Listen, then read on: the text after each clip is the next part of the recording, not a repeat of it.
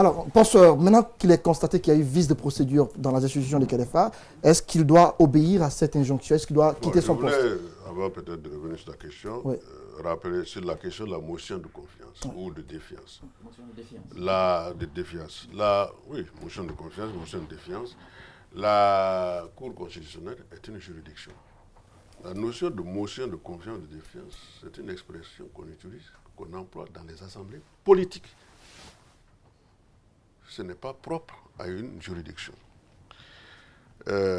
Deuxièmement, on a évoqué leur capacité à assumer la fonction. Je ne crois pas que la question soit là. Mais je crois qu'il y a une volonté chez les conseillers de donner une interprétation des textes en fonction de leurs intérêts. Je vais vous donner un exemple qui m'a vraiment choqué. Lorsqu'on a installé la Cour, la question s'était posée concernant les enseignants qui étaient à la Cour. Pouvaient-ils cumuler? Est-ce qu'il y avait compatibilité entre leur fonction d'enseignant-chercheur et leur nouveau mandat de juge à la Cour? L'un d'entre eux est venu me voir. Nous avons discuté. Je lui ai dit l'incompatibilité établie par la loi organique sur la Cour constitutionnelle, cette incompatibilité n'a pas prévu de dérogation. Vous ne pouvez pas donc cumuler. Vous êtes obligé de vous retirer de l'université. C'est la loi qui pose une interdiction ou une incompatibilité qui prévoit en même temps les dérogations. Je le dis, prenons la loi sur les avocats. Je suis professeur d'université, mais je suis avocat. Pourquoi? Parce que la loi de 2004 le prévoit. Le texte de 86 le prévoyait, il a été reconduit dans la loi de 2004. J'ai dit donc, la loi organique n'ayant pas prévu de dérogation à l'incompatibilité, vous ne pouvez pas cumuler. Qu'est-ce qu'on va faire? On s'arrange et on sort un décret. On fait sortir un décret portant obligation des conseillers de la Cour, dans lequel, l'article 4, la dérogation a été introduite. Est-ce qu'un décret peut déroger à une loi ordinaire simplement? À plus forte raison, une loi organique. Voilà. Donc, je pense que le problème que nous avons au niveau de la Cour constitutionnelle, ce n'est pas un problème de capacité intellectuelle, mais une question de moralité. Parce que si vous n'êtes pas capable d'assumer la fonction pour laquelle vous avez été désigné, eh bien, c'est triste. Mais quelle explication donner à cela, justement, professeur? Comment comprendre que les personnes considérées comme des sages... Quelle explication vous Comment pouvez donner? comprendre cela, justement? Quelle explication vous donner à quelqu'un qui connaît les textes, il sait de quoi il s'agit et qui passe à côté? Mais comment comprendre que 8 personnes ou encore 8 conseillers s'élèvent contre leur président? Il n'y a personne pour contester cela au sein de la Cour. Comment comprendre cela? Comment comprendre que tout le monde s'érige contre KLFA Sall s'il n'y a pas quelque chose à lui reprocher? Mais pourquoi, s'ils étaient si objectifs dans leur démarche, pourquoi n'ont-ils pas fait constater les faits? M. Kamara a dit tout à l'heure, on parle de malversation et autres. Pourquoi dans cet arrêt, on ne vise aucun texte, aucun rapport d'investigation de l'inspection générale d'État faisant état de détournement de montants? Et même dans ce cas-là, il aurait fallu saisir la Cour suprême. C'est-à-dire que dans tous les cas, il fallait en référer à la Cour suprême. Maintenant qu'il est constaté qu'il y a eu, la procédure a été biaisée, KLFA Sall est-il obligé d'obéir à cette injonction? Est-ce qu'il doit quitter son poste? D'un point de vue juridique, qu'est-ce que vous voulez qu'il fasse, le pauvre? Il y a un rouleau compresseur là qui est contre lui, je ne sais pas s'il peut résister. Et je pense que c'est à ce niveau-là qu'il faut interpeller ces conseillers-là. Avec tout ce que nous disons, tout ce qui est dit dans la presse, qu'ils aient l'humilité de reconnaître qu'ils se sont trompés et qu'ils reviennent à la procédure. Je pense que s'ils le font, ça les grandira.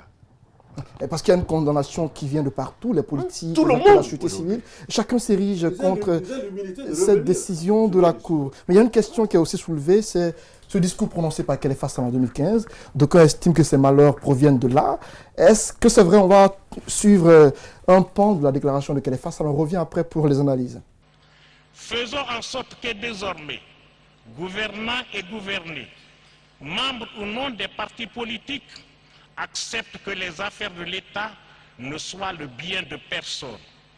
Elles appartiennent au peuple qui en délègue la gestion temporaire, non pas à un maître, comme on a souvent tendance à le penser, mais à un serviteur. Monsieur le Président de la République, sur le chantier de l'histoire, ceux qui sont devant sont ceux qui sont en vue. Veillez constamment à avoir présent à l'esprit que quand on est devant, l'on doit être le référentiel, tandis que lorsqu'on est derrière, personne ne vous regarde. Alors demain, ne dites pas que les Guinéens vous fatiguent ou vous agacent. Considérez seulement qu'ils vous en demandent un peu trop. La conduite de la nation doit nous réunir autour de l'essentiel. Ne nous entourons pas d'extrémistes qui sont nuisibles à l'unité nationale. Évitez toujours les dérapages vers les chemins interdits en démocratie et en bonne gouvernance. Gardez-vous de succomber à la mélodie des sirènes révisionnistes, car si le peuple de Guinée vous a donné et renouvelé sa confiance, il demeure cependant légitimement vigilant.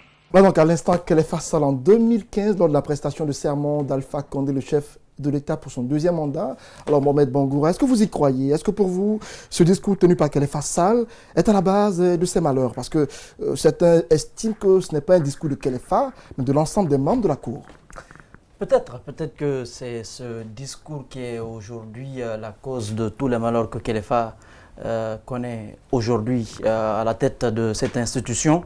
Peut-être c'est bien possible, mais le professeur a tout à l'heure parlé d'une question de moralité.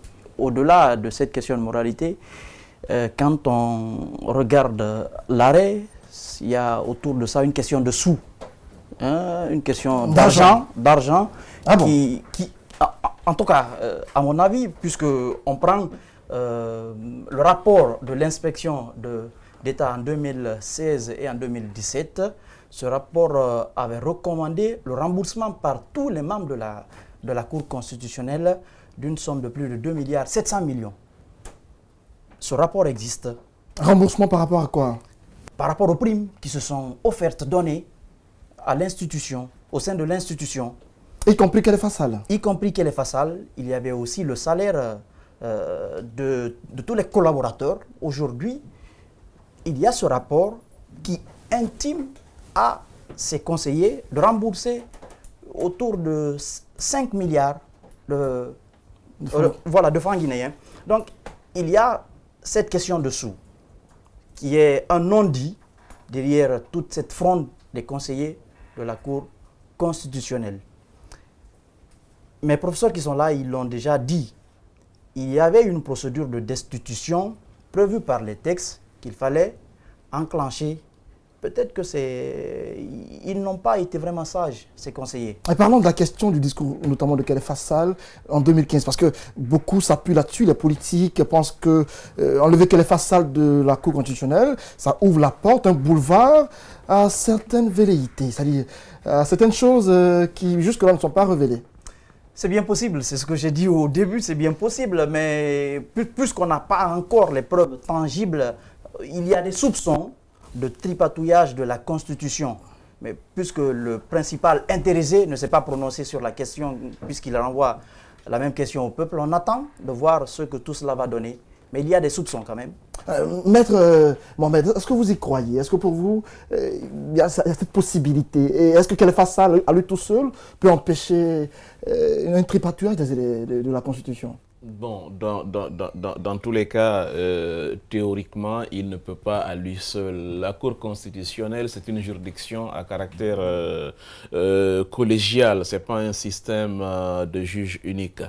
Mais moi, ce qui m'inquiète, et cela quand même me paraît assez clair, c'est cette volonté d'assujettir, d'inféoder certaines institutions. Peut-être qu'en ce qui concerne Kélé Fassal, il y a eu ce qu'on appelle une erreur de casting, parce qu'on a pensé peut-être qu'en mettant Kélé Fassal à la tête de la Cour constitutionnelle, cela aurait pu garantir un certain nombre de choses. Finalement, je crois que le cheval s'est échappé, on n'arrive pas à mettre main là-dessus. Prenez le cas de l'INDH. Le professeur Zouguelemou et moi avons été membres du Conseil national de transition. Il y a un texte qui avait été adopté concernant le fonctionnement de l'INDH et par rapport au principe de Paris, qui voudrait que tous les membres de l'INDH venant de l'administration n'aient pas voix délibérative. Ce texte a été adopté, transmis au secrétariat général du gouvernement en vue de sa promulgation. Aujourd'hui, les membres venant de l'administration ont une voix délibérative au sein de l'INDH. Ce qui fait que cette institution aura du mal à s'exprimer sur certaines questions relatives à la protection, disons à la violation des droits de l'homme quand ça vient de l'État. Nous parlons aujourd'hui de la situation de Mandiana. Comment voulez-vous que l'INDH mette en cause, par exemple, la responsabilité même morale de l'État, étant donné qu'elle est entre guillemets, infesté de membres venant de l'administration. Donc, comme je l'ai dit, il y a une certaine volonté d'assujettir, d'inféoder les institutions. Je ne parle pas de l'Assemblée nationale parce que là, c'est la règle de la majorité. Ce qui fait d'ailleurs que depuis que l'Assemblée nationale est en place, il n'y a jamais eu la mise en place d'une commission d'enquête parlementaire, alors que par exemple, le contrôle de l'action gouvernementale passe aussi par la mise en place de missions d'enquête parlementaire. Nous parlons aujourd'hui de l'absence de la Haute Cour de justice, qui doit être mise en place dans le pays. L'Assemblée nationale a un grand rôle à y jouer.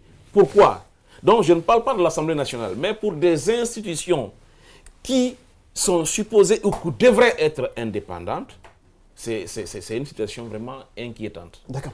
Alors, quand on m'a dit, on est presque vers la fin de l'émission, comment comprenez-vous dans l'ensemble cette précipitation des conseillers de la Cour à démettre leur père? Et ensuite, vous l'avez annoncé à l'entente de l'émission, est-ce que la question de velléité, on peut dire qu'il y a une main droite derrière toute cette façon de faire de ces conseillers? Est-ce que les conseillers, je réitère ma question, sont manipulés? Alors, par rapport à la première question, il faut quand même s'interroger sur la méthode cavalière avec laquelle ces conseillers ont décidé de précipiter un peu leur démarche pour aboutir à leur fin.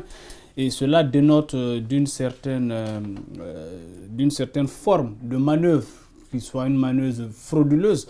Parce qu'en réalité, si les règles qui prévalent en la matière ont été respectées ou étaient mises en œuvre, il y aurait eu un certain nombre de temps qui se serait écoulé avant que la machine ne se mette totalement en branle. Parce qu'il faudrait que la Chambre réunie de la Cour suprême se mette en place pour pouvoir décider du sort à réserver à la requête qui leur a été soumise. Cela n'a pas été fait. On a emprunté des sentiers battus, des raccourcis pour aboutir à ce résultat, pensant que cela pouvait accélérer le processus. Mais je pense que ça risque d'être très corsé, d'autant plus que M. Kélé Fassal a été désigné par l'association des magistrats qui, de leur point de vue, ne sont pas du tout d'accord avec cette démarche. Se réunir, et je pense que la décision qui sera rendue aussi aura tout son pesant d'or parce qu'on ne peut pas décider du sort d'une personne à son insu. Et mieux que cela, je pense que les conseillers de la Cour constitutionnelle, autant ils reprochent à M. Kélé Fassal de s'être parjuré, autant eux-mêmes se sont parjurés. Pourquoi ? Parce que dans le serment qu'ils prêtent au visa de l'article 7 de la loi organique, ils s'engagent à exercer leurs fonctions en toute indépendance et conformément au texte de loi. Alors que l'article 9 de notre Constitution dispose que tout citoyen a droit à une justice équitable et que le droit à la défense est garanti.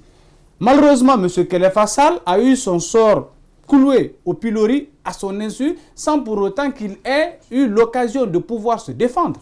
Ça veut dire que ces conseillers eux-mêmes ont procédé à une sorte de parjure. La question qui se pose est de savoir, est-ce qu'on peut reprocher à une personne une faute qu'il a commise alors que vous-même vous avez commise mieux que celle Est-ce qu'il y a qu'elle-même des elle a commises. conséquences auxquelles il faut s'attendre les jours à venir? Mais je pense que les conséquences sont d'abord des conséquences d'indignation collective et je pense que des actions vont se mettre en place pour éviter que cette procédure n'aille à son terme. Et la deuxième chose, c'est que des actions vont continuer à être menées, et notamment celles que l'association des magistrats fera ou ce que d'autres acteurs de la vie nationale feront pour empêcher que cela soit. Parce que ceux qui... Parce que ceux qui... silencieux, le barreau a fait une Tout à déclaration. fait. Tout à fait. Et je pense que ce qu'il ne faut pas perdre de vue, c'est que ces conseillers se prémunissent de ce qu'ils considèrent entre griffes comme étant une arme de destruction massive. C'est l'article 99 de la Constitution qui dispose que leur arrêt à autorité de la chose jugée et qu'elle est insusceptible de recours, donc opposable à tous. Munis de cette force, ils pensent donc pouvoir tout faire sans pour autant qu'il ne leur soit reproché quoi que ce soit. C'est une erreur monumentale. Alors, professeur, votre avis sur la question, à quoi faut-il s'attendre les jours à venir? Est-ce qu'il y a lieu de craindre devant une telle situation? Mais on ne peut pas l'exclure. On ne peut pas exclure que les gens réagissent. Quand une juridiction, une haute juridiction comme la Cour constitutionnelle, sur laquelle tous les espoirs reposent pour la construction d'une société démocratique, se conduit avec, je répète le mot, léger, avec légèreté, parce que, non, mais voici leur serment. Je jure de bien et fidèlement remplir mes fonctions, de les exercer en toute impartialité, dans le respect de la Constitution et en toute indépendance. Et dans le respect de la Constitution, c'est-à-dire des textes. Vous connaissez les textes, vous les laissez, vous faites autre chose. Qu'est-ce que vous voulez qu'on fasse? Je l'ai dit à un des membres de la Cour, j'ai dit, vous ne pouvez plus dire que vous n'êtes pas manipulé. Il m'a dit non, non, non. J'ai dit non. La manière, par votre méthode d'analyse, votre méthode d'approche des questions, vous ne pouvez pas convaincre quelqu'un du contraire. Et donc, les réactions qui peuvent intervenir, comme on dit, vous avez cherché, vous avez trouvé. Voilà. Peut-être une dernière question, peut-être sur la question. Supposons qu'il y ait une certaine velléité de tripatouillage. Quel rôle pourrait jouer la Cour dans ce sens? Tripatouillage de quoi? De la Constitution, oui. Oui, mais encore faut-il que les débats soient terminés à l'Assemblée. Parce que toute révision constitutionnelle suppose qu'il y ait un débat sur l'opportunité politique. Et maintenant qu'on parle d'inféodation avec l'NIDH qui n'est pas totalement indépendant, ça dépend. La plupart des institutions aujourd'hui ont tendance à être assujetties. Nous sommes dans des hypothèses. Ouais. Supposons qu'effectivement qu'il y ait eu que l'opportunité politique du projet de révision soit adoptée. Si la révision est faite par l'Assemblée, puisque c'est une des voies, à ce moment, la Cour peut être saisie pour vérifier la constitutionnalité. Mais si c'est une voie référendaire, la jurisprudence constitutionnelle, en tout cas francophone, c'est que le juge constitutionnel était compétent pour se prononcer sur les lois référendaires. Qu'est-ce qu'on fait votre association justement? Est-ce qu'il y a des actions en vue? Bon, je suis en train de consulter mes collègues pour voir si on doit se réunir pour faire une déclaration. Et le barreau? Je devrais d'ailleurs préciser à l'entame de mon propos qu'en intervenant dans ce débat, j'interviens non pas en tant que Mohamed Traoré, avocat, j'interviens en tant que bâtonnier de l'ordre des avocats parce que hier, le Conseil de l'ordre des avocats s'est réuni au siège de l'ordre et a produit une déclaration dont une copie vous a été déposée. Mais je crois que le professeur a dit une chose extrêmement importante.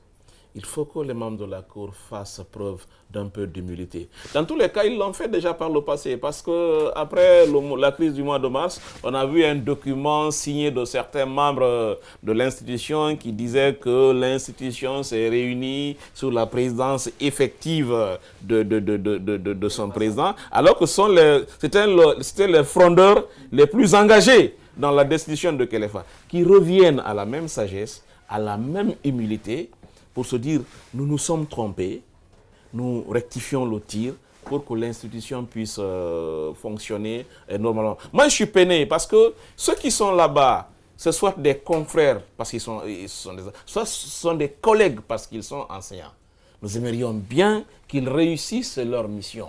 Mais dans ces conditions-là, je pense que toutes leurs entreprises pourraient être vouées à l'échec. Et je dois dire que le barreau, en tout cas, n'entend pas se limiter à une simple déclaration, parce que nous savons que nous sommes aussi dans un pays où les déclarations ne servent à rien. Les gens pourraient dire, laissez-les faire des déclarations. S'il n'y a pas d'évolution, l'Assemblée générale des avocats Et là, nous allons la convoquer, nous allons demander l'avis de tous les avocats afin qu'on décide de la suite à donner. Voilà qui a entendu, c'est le bâtonnier de l'ordre des avocats de Guinée qui s'exprimait. C'était tout ce qu'il fallait retenir au cours de cette émission. Nous recevions pour vous le professeur Maurice Zogbelemou, professeur agrégé de droit, à qui on dit merci d'être venu sur ce plateau.